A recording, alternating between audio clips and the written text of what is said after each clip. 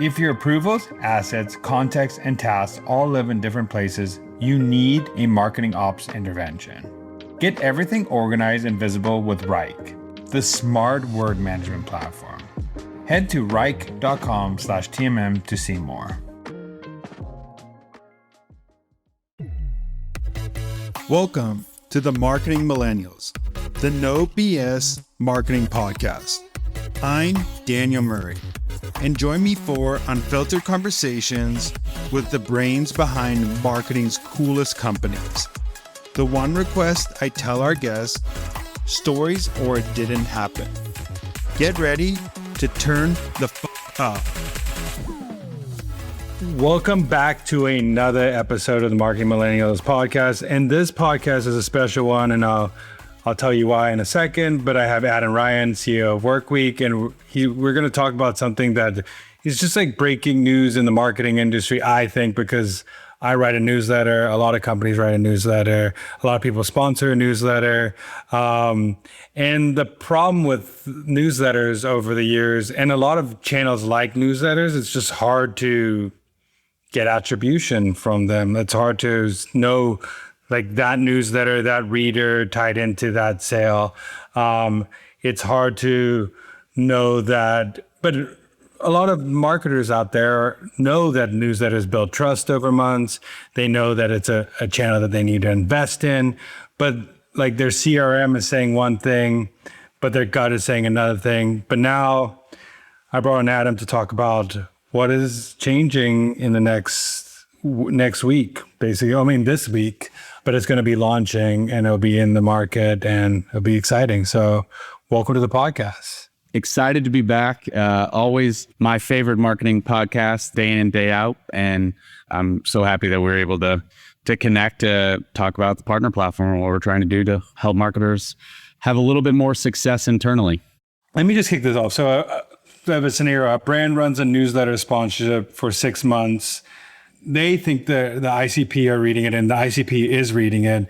A deal closes, but the CRM or their source of truth says nothing about that newsletter. In the current state, why does that happen? Because there's no attribution back to the CRM unless that user clicked on the ad, which the ad is already about 150 words normally, like in your great newsletter and others. So it's not necessarily like a click intended ad, but if they do click in and then they have to fill out a form, and then they fill out the form and they can get tracked back to the newsletter.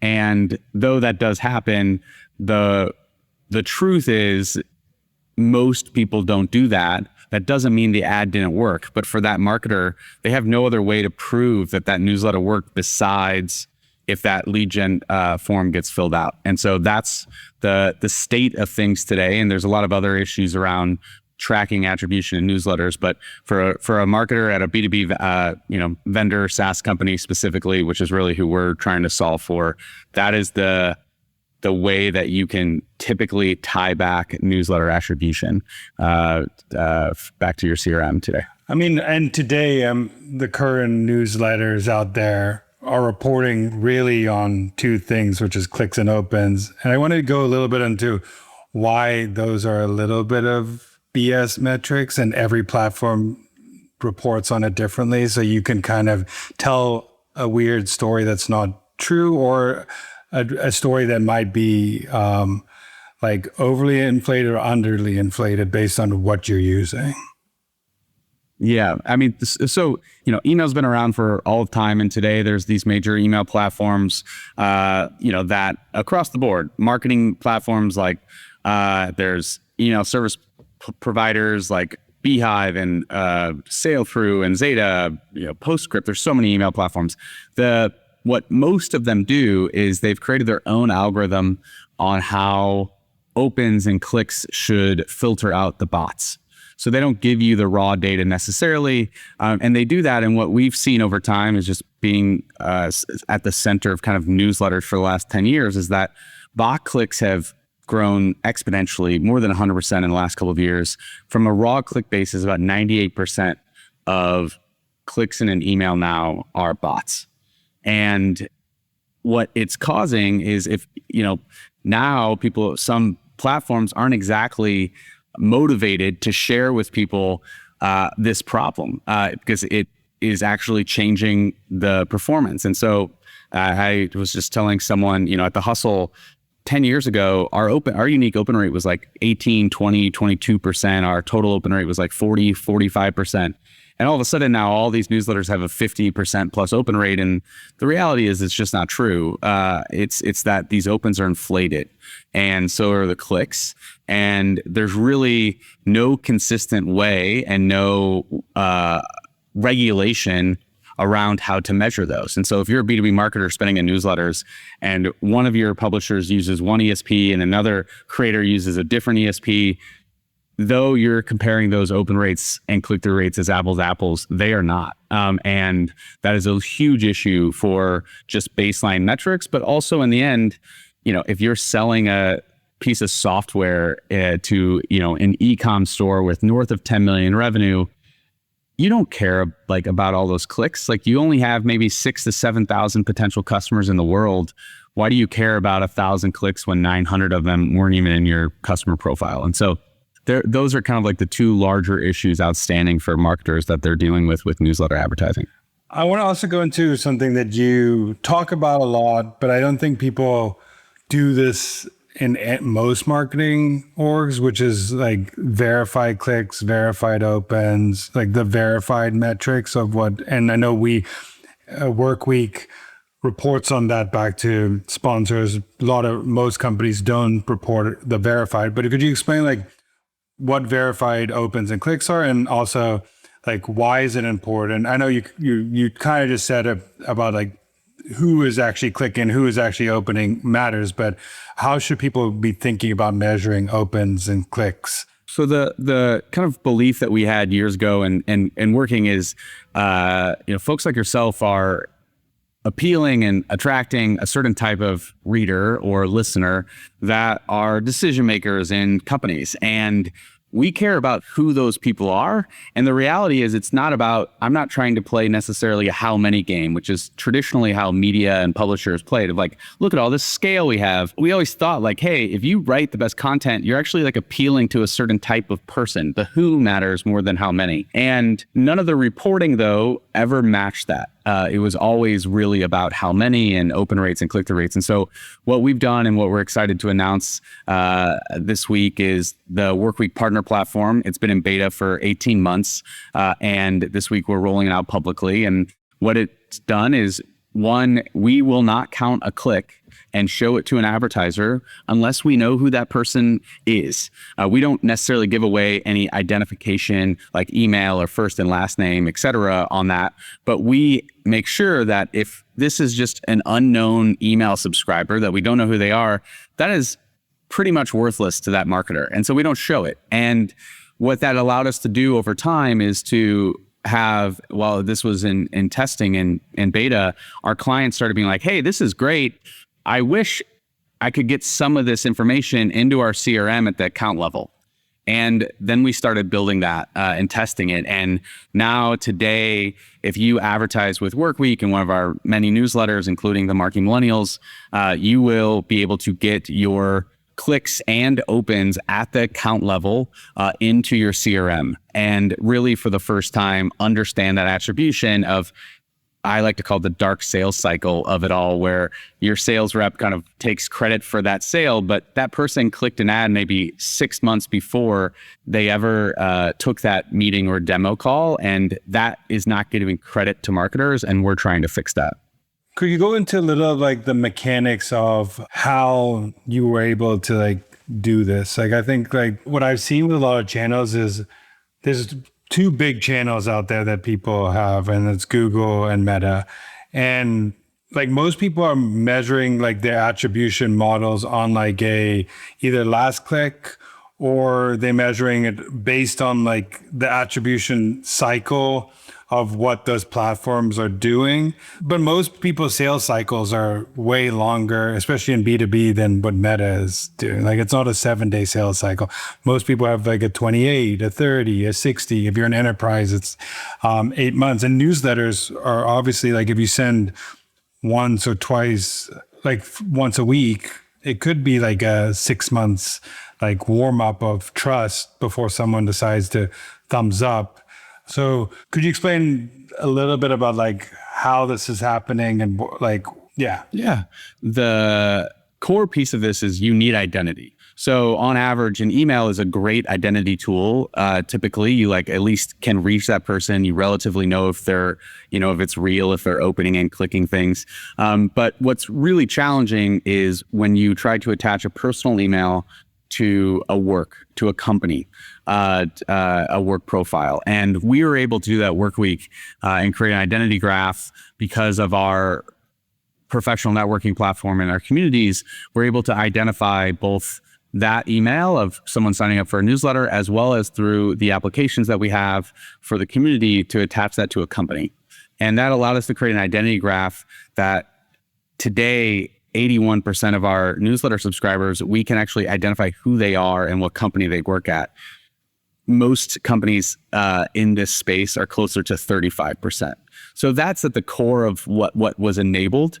Then the next step of it, though, is the how is through our partner platform, able to actually attach these engagement signals, whether it's a unique open, multiple unique opens, an ad click, et cetera, into your CRM. And so to your point, newsletter advertising has been broken, especially for B2B.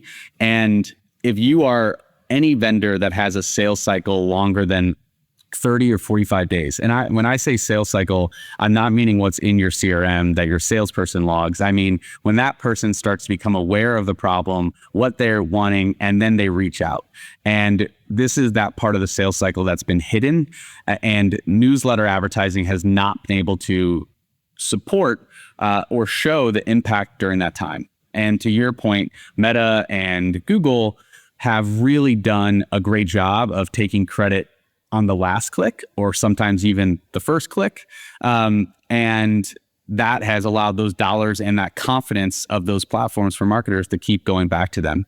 And what we're trying to do and what we're starting to see is that as we show these signals in the CRM, it's giving marketers insights into ROI that they did not know. And so a tangible example of that is if we took the old way of measurement for one of the customers that we did this with, if we took the old way of measurement, which was, hey, they clicked on the ad and then they filled out a form and then that's how we get credit.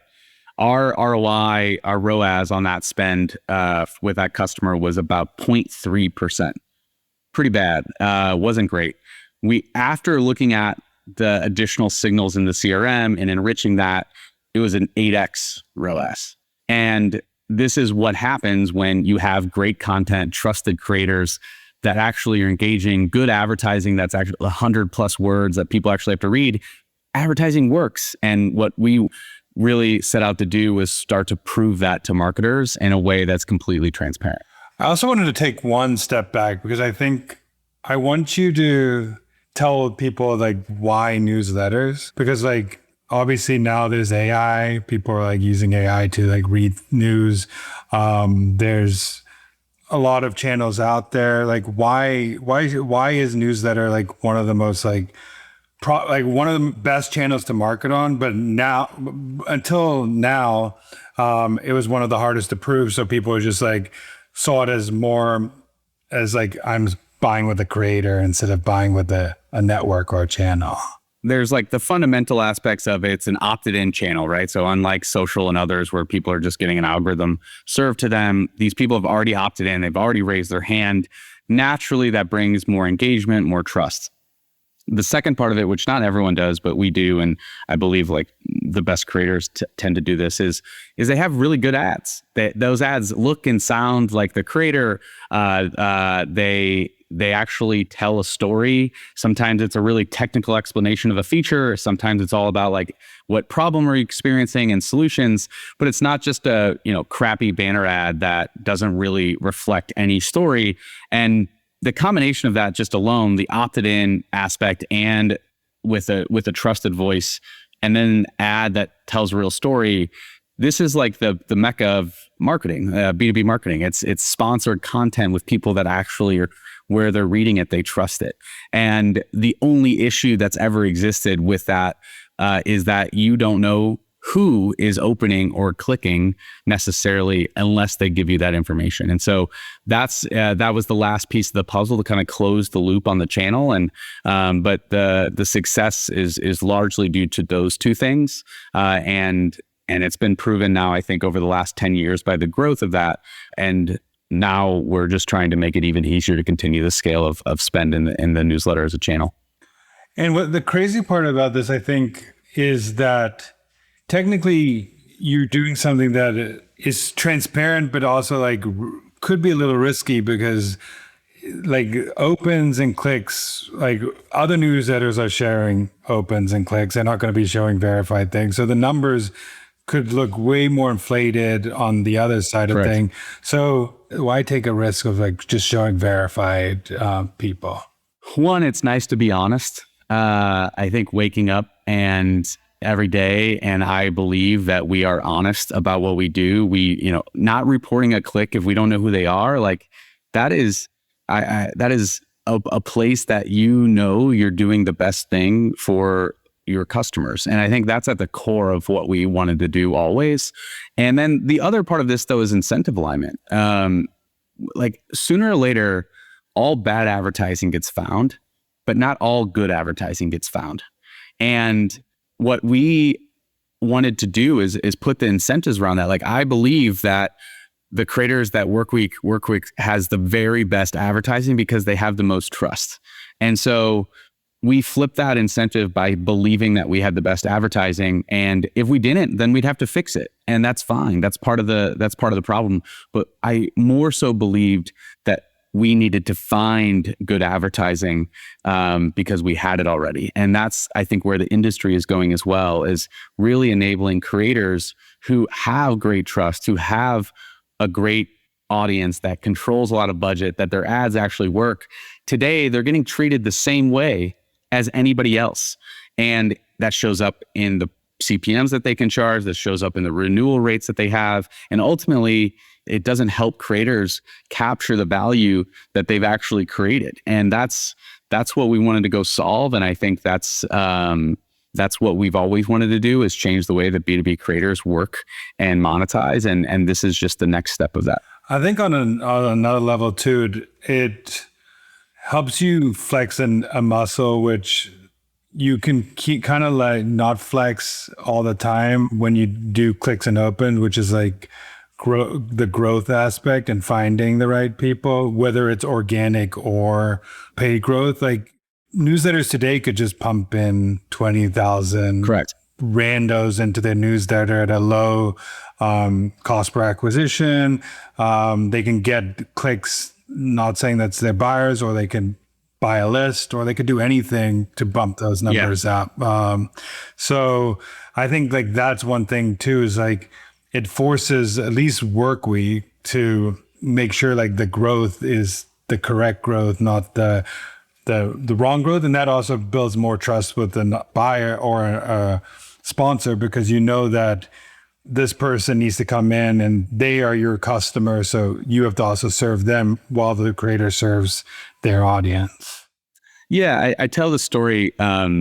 I have been selling newsletter ads for 10 years and longer.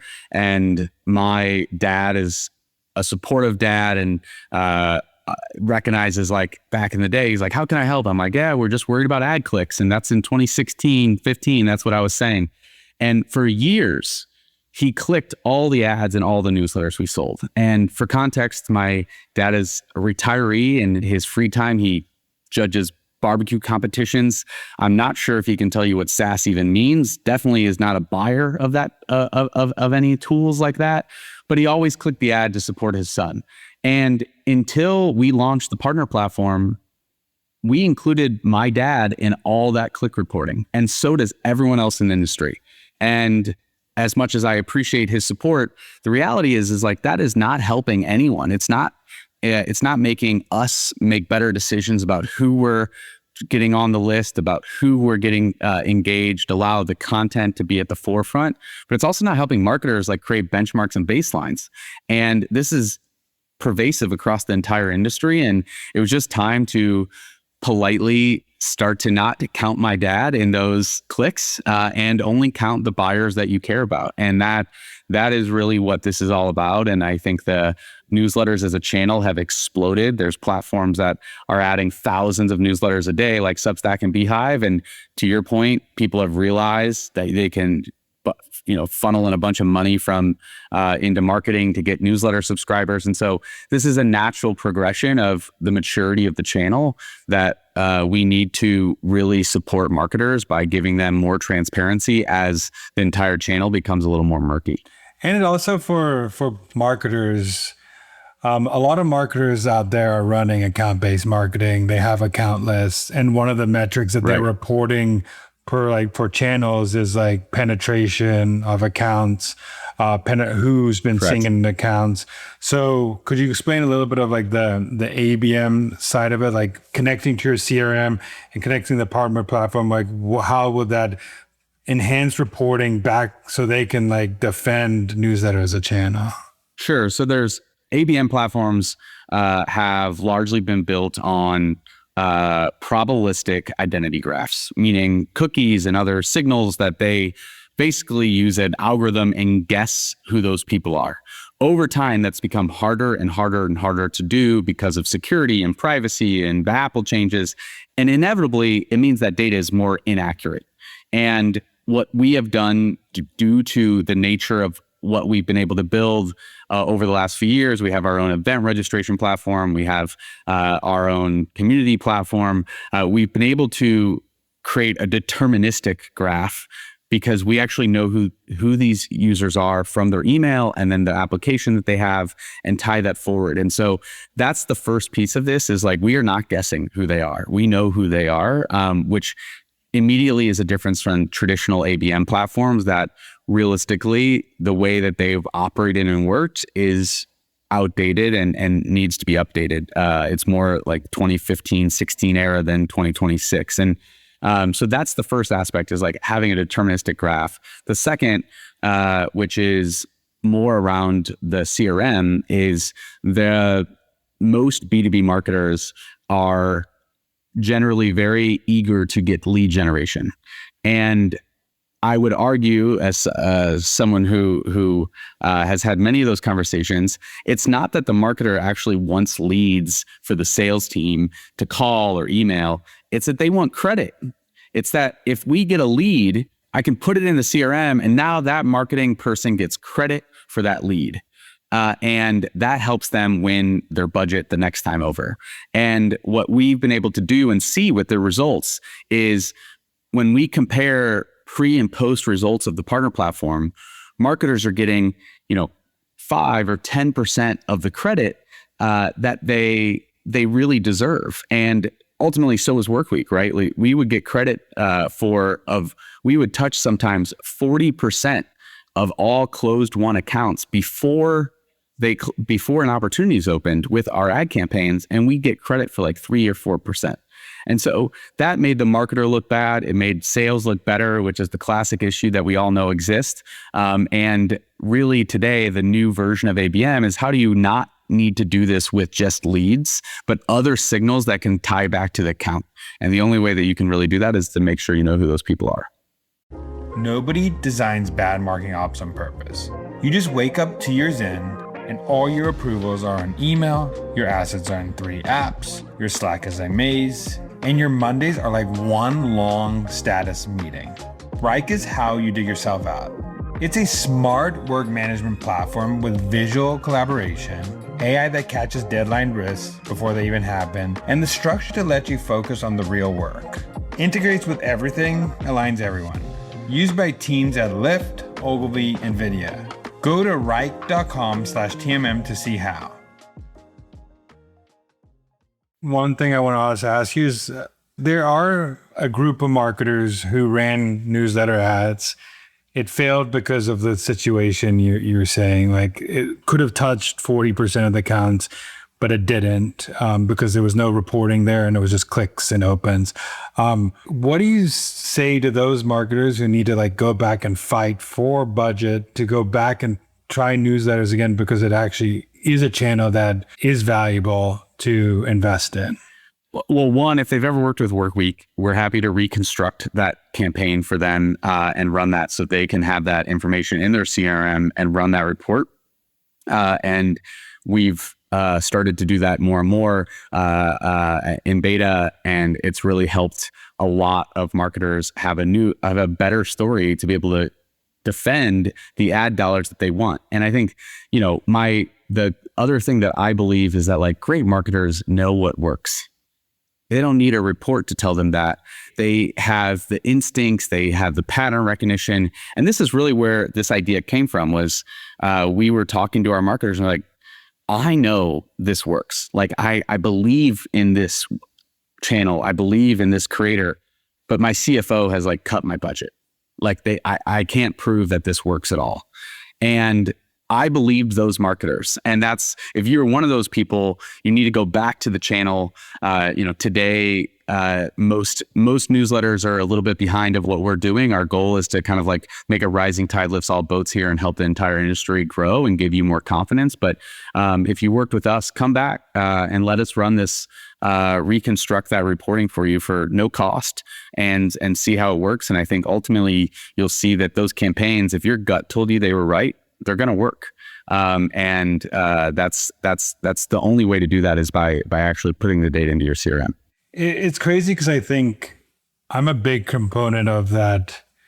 Attribution destroyed a lot of great marketing. I really believe that because I think that a lot of marketers default to like Google branded search, Meta, because they have the measurability of things and they can prove it and it's a logical thing. It's like the nobody got fired for buying IBM type thing. Like nobody got fired for running Google because Google could measure it. But if you went with we're in a new era where people follow people. They get recommendations from friends, creators, influencers. They talk to people. The way people research is way different. The way people consume content is way different.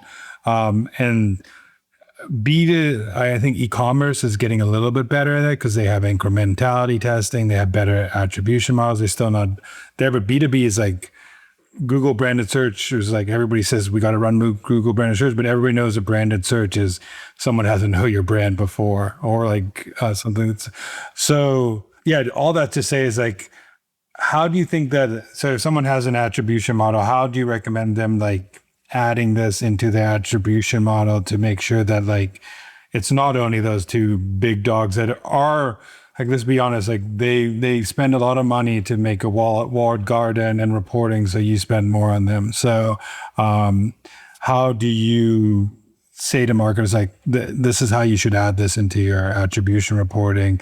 I know because everybody has to have some sort of reporting, but I'm still a bet. Yeah. So there's different weights that you can do that we've worked with different folks. A click is obviously can be pretty heavily weighted in attribution. And then also on the incrementality side, like you can start to pattern match and recognize of what's happening through these algorithms of like, hey, there are numerous deals where we are seeing the average engagement uptick 35 days before that sales rep opened that opportunity. And we're starting to find patterns like that as well. And ultimately, we are not the only channel. We will not take credit for all the things that we do. I think on average, we've seen, if you include all the touch points that we have across opens and clicks, we've seen north of like a 30x ROAS. That's ridiculous. We know we're not doing that. We are honest about that. But it is a signal, right? There's something positive there. So once you kind of can create your own weighted of like that open or that click or how many opens or, what we've seen is particularly like if more than 3 people in a company have started to engage with an ad, win rate in the CRM goes up like 30 or 40%. And so there's opportunities to kind of like understand that channel and that success. It's new. This is all relatively new, but it's really taking a common sense approach of what should you weight those as, and then also finding ways to identify how it impacts the pipeline downstream. And I have a fun story with that one. It was like we had, to the point of accountability, one of the partners in our beta came back with we drove basically zero net new. We had zero impact on any net new clients and customers, and that was the first one we've ever had like that. None of the opens and none of the clicks with the weighted kind of averages that were created showed any impact of net new dollars. And I was like, this is bad. And they were spending like multiple six figures. And when we were like looking at it, it's like, well, what could have happened? And so we actually then looked at the ad copy, and one of the creators was like, hey, this ad copy was so technical. It was nothing to do about like the problems they were having. It was like, this is like a technical feature of this tool. And they just didn't really like the ad and didn't get a lot of engagement generally. And we could just kind of tell it was very, very niche and technical. And we found that of the clients that they had lost and then came back as a win back, all of those clients clicked that ad. It was essentially a win back ad, but no one would ever known that until you connected those dots all the way through.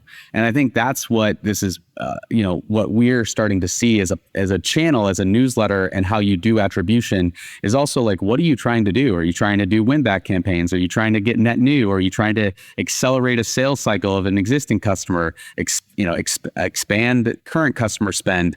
Your copy and the way you work with creators should also adjust for that and ultimately have a way to attribute that downstream. And so with that customer, they renewed, and then we created new copy around like net new customers versus just doing essentially a win back campaign.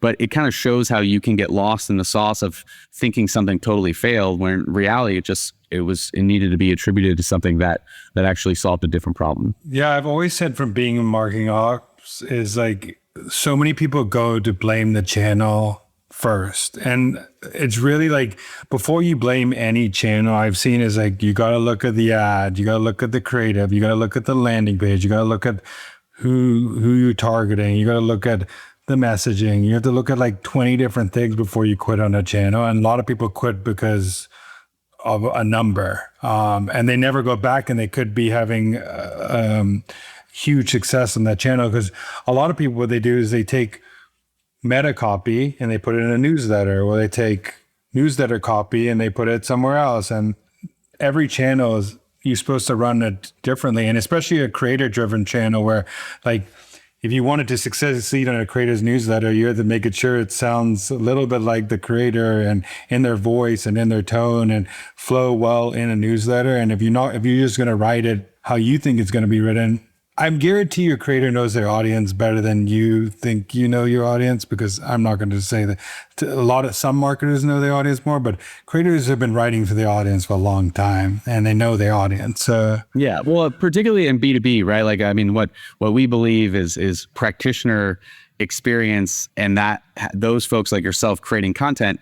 The reason why that works is like you're a representation of their customer base. And so when they say, hey, that copy is not what we want to write about, what they're really saying is, hey, customer, you're wrong, right? But they don't see it that way. And there's a lot to learn about that. And I think one of the things that, we've always embraced at Workweek is kind of people follow people, but also that there's a reason that practitioner kind of experienced operators creating content has by far the best results. And it's because they like actually know the ins and outs of the platform. They know what their own peers would say and ask, and that makes that ad that much better. And so hopefully now there's better ways to start to actually attribute that success of those ads that was missing before. I want to also go on to the other side of the coin, because I know we talked about like what like advertisers get, but I also think that like there's a side of it where someone subscribing to a newsletter, someone might think that, oh, like you're giving away my data to like these brands, like you're like selling my data, like, and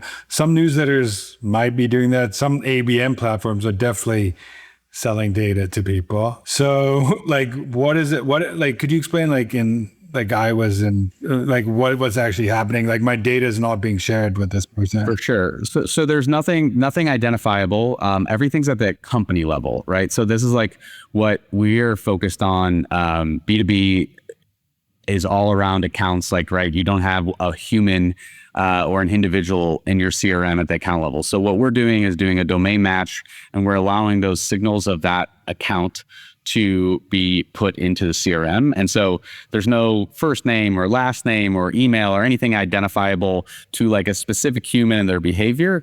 It is around making sure that they have insights around the activity of that account. And so that's where the data is shared. That data is not anything that is going to get you spammed. And I think ultimately where we think is better for the audience is we don't need to rely on lead generation. We don't really sell lead generation at Workweek in this way that traditional publishers do, where they just put up a crappy white paper and run ads against it all day. And I think that's a great thing for our audience. And really what we are able to do is find this balance of like, hey, we understand marketers need attribution, but we also understand like our audience does not want to just be cold called and emailed constantly by sales reps just because they like read something online. And so we found the balance of that. And that's really was at the core of what we wanted to solve, of prioritizing the trust of our audience, but also the trust of the advertiser. Yeah, I just wanted to say that because there's also the side of it that it's the B2B brand has a software on their website. And if you click on their website, correct, they're the one who's getting that information from you, because there correct, are softwares that have the ability to take your information, swipe it off of you, and email you right after that. So it's not us doing that. Totally. And what we've seen, so that's really common, right? If you click an ad, I would say the vast majority of advertisers in the B2B space are now using those tools that help them identify web traffic and anonymous web traffic and de-anonymizing that. And we actually see that all the time when we get the CRM data with the partners and have that reporting created of the lead source, because that counts as a lead source. So, there's a lot of Snowflake has a tool that's like we see a lot, and it'll basically say like Snowflake web Workweek, right? Like, oh, they clicked on that person, clicked on a Workweek ad, and then Snowflake de-anonymized them, and that gets put into the CRM. And so if that person emails you, that's not us giving that information away, that's you clicking on that ad. But what's interesting from a marketer perspective is because we see that on average, the match rate for that anonymous web traffic is around 3 or 4%, sometimes like 5%, but it's right around there. When we do a match rate, we can essentially get to, we've been seeing it with our customers, 50, 60, 70%. And so again, this is like, there's a good way of getting the right data to see how advertising performs. And then there's a way that is a little intrusive and probably over the top. And the de-anonymizing data, not only does it have way worse of a match rate, you're now obviously getting an email sent to the sales rep to go start to email you. And so this is it's a way to kind of go through both of those fronts where we can give marketers actually more data, but less ways that are intrusive to their customers and ours. It also, it helps both sides of campaigns, because I think like if you're a brand marketer running a brand awareness campaign, you want to also like prove that your brand awareness campaign is driving results, because ultimately all marketing is performance marketing. I don't care what marketing in, all marketing is performance marketing.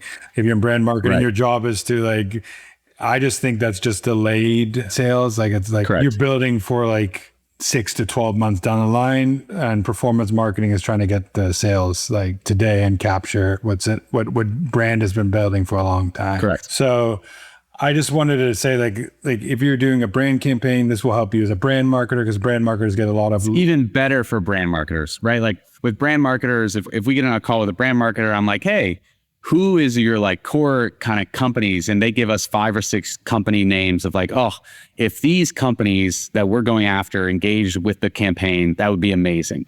Well, like, yeah, it would be amazing. And then that normally stops there. And what we're trying to do is for that brand marketer is like, hey, we can now put that signal that company engaged in that campaign, and that demand gen marketer on your team may not get a lead from them or may not identify who they are for another 18 months, but your brand campaign will be the first one to get credit. And that's what's missing. And you and I both believe this. Like, I believe so much in B2B brand marketing. I think it is how you win in the long run over these long sales cycles. But those marketers are also the highest rate of getting fired.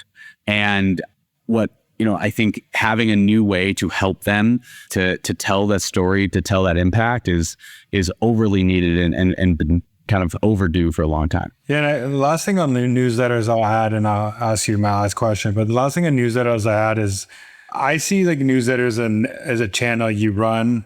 And when you're running it, like if you're running on the Marketing Millennials or you're running on any newsletter, any time you're running advertising, you're running like attention, you're trying to get attention of the audience. But if you're running on Meta doesn't have trust with their audience. Like they don't have trust with the audience. So there's a very different level of trusted attention versus like untrusted attention, and Google is untrusted attention. I mean, and someone who you like are following and engaging with are more trusted because they're trying to give you recommendations that they believe and especially like someone like me is like, I won't put someone in my newsletter that I don't believe in that will work. Like it's like there's a block list of people that I wouldn't work with and they're not going in my newsletter. And we're the only people who have our reputation on the line every single time we send a newsletter, where Meta, like they run a stupid ad, like their reputation maybe take a slight ding, but the creator could take a huge ding in the market if they run something different. So that's why and also the quality of impact also relates to the quality of ad. And so like, we have about three formats of ads roughly. We have like our primary ad, which is about 150 words. We have a secondary ad that's normally like, let's call it 50 words. And then we have a deep dive that is like an entire kind of editorial driven product where the creator does an interview with the customer and they write an entire newsletter. Well, we separate those out in terms of how we report on that in our partner platform, because that deep dive inevitably has much higher impact on consumption than a secondary ad. And they're priced that way, they're built that way. We all know that. That's like an obvious thing, but ultimately, like that brand marketer who buys that deep dive, they get a couple like people forward it to them and they're like, oh, look, I really think this worked. But then when the CFO pulls the report, there's like nothing to defend that product in a CRM. And so that's, I think recognizing that not just the trusted of the creators is at a very different level than Meta and the like BS that they don't feel like they have anything to lose by kind of like spamming ads or doing bad ads. The creators do. And the difference of each of those types of ads also matters to the marketer. And I think every marketing campaign should be run like a scientific experiment, and that they shouldn't be run like there needs to be a hypothesis and there needs to be like a result, and then you need to be removed from the result as a marketer. Like there's something you believe that, like say newsletters for something, you run it and there's some sort of results, like you could say like, I believe my audience and is in here, like, and blah, blah, blah. Let me run it in here. And now like with the network like Workweek does, and hopefully other newsletter platforms do this. I hope they do this. It probably won't happen for a little bit, but you can actually like validate a hypothesis, which is like every marketer should have like, this is what I believe in and this is the result I should be seeing from this. And then they can go defend it to their CFO, like the problem that we just had. The last question I have for you, and I know you probably know this question, but is what is a marketing hill you would die on? Oh man, I've been on the podcast before, and I'm going to mix up my answer than last time. Marketing hill I would die on is if you're, I'll keep it on theme for today. If you're a B2B marketer, you need to care about who, not how many. And when you're working with creators, you're working with publishers, don't fall for the trap of how many people they reach or how many clicks you can get. Remember, it's all about who.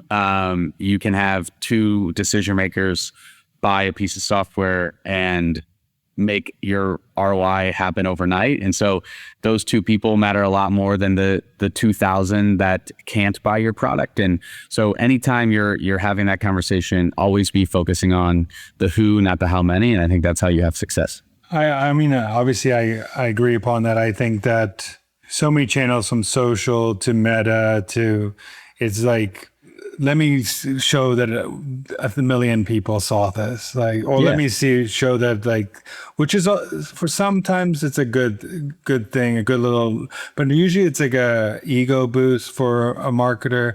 I mean, I'm guilty of it. Like, I love going viral on social. It's like a good feeling. But at the same time, like, you're trying to drive results as a marketer. So you need, if a newsletter gets 100 clicks, but 50% of them are your ICP, that's a good, versus like a newsletter gets 1,000 clicks and 5 of them is your ICP. It's a different, Well, and I think the bigger thing is, like, don't be afraid to go put money into a channel or creator that doesn't have scale. And I think I hear that a lot. And I just believe that is, like, ultimately always the wrong choice, where, like, you're like, oh, well, we're going to get more kind of like bang for our buck, or like, hey, I don't have a huge team, so it's easier to work with these bigger groups. And it's like, are they really bigger? Are they just, like, by sheer numbers? Are your actual customers? And I think the density of those people matters a lot more than the scale of those of that. And I've seen so many people make the wrong choice because a creator or channel isn't big enough. And if you're in B2B, that probably actually is like a complete wrong way of thinking. Yeah, it's depth and relevancy of that like audience. And like, some people have so much depth with their audience that they could sell you like a toothbrush, and and it's not even like what they do, because exactly. Lastly, where could people like work with Workweek or follow you to know like what's happening at Workweek? I know you become like a LinkedIn influencer now, so I'm trying to learn from my friend Daniel of how to get on there. If you're interested in advertising with Workweek, you can go to advertising.workweek.com. You can learn all about our partner platform and go talk with one of our brand partners, and ideally advertise in one of our creators newsletters like Daniel. And then, I'm on LinkedIn if you ever want to read about advertising and newsletters, creators, and all things B2B. That's where I post it. And for the record, I'll just say this, like, Workweek has like not only marketing, they have e-com with my wife, Ari Murray, they have HR, they have healthcare, they have fintech. So they have more, like if you're a fintech marketer, HR marketer, e-com marketer, there's a place for you. Now there will probably be a place for more people down the line, and they'll happen. But right now, those are we'll get there. Yeah, we'll get there. Yeah, we have multiple personas for most B2B kind of vendors. We probably have an audience that you're trying to reach, and would love to have a chat. Cool. We'll talk soon. Thank you, Daniel. Thanks for having me. Thanks so much for listening. Keep tuning in to hear more great insights from the coolest marketers from around the world. If you haven't already, make sure to subscribe and follow the Marketing Millennials podcast on Apple Podcasts, Spotify, YouTube, or wherever you get your podcasts. And if you like what you hear, I would greatly appreciate you giving us a 5-star rating. It helps bring more marketers into our community.